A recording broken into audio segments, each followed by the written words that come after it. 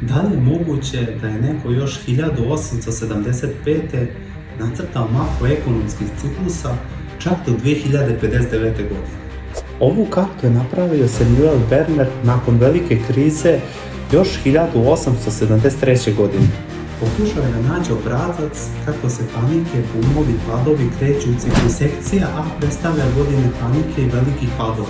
Ako pogledamo istoriju, zaista velike panike su se dešavale u tim periodima. Sekcija B su godine visokih cena i euforije. Po ovoj karti 2026. spada u fazu dobrih vremena, period rasta i visokih cena. Sekcija C su teška vremena i niske cene.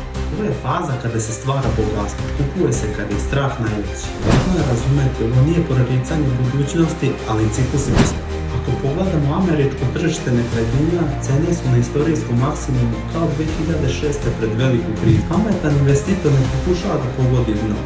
Razume ciklus i pozicionira se na vreme. Ako želiš više o digitalnom investiranju, zaprati Micro Investitor.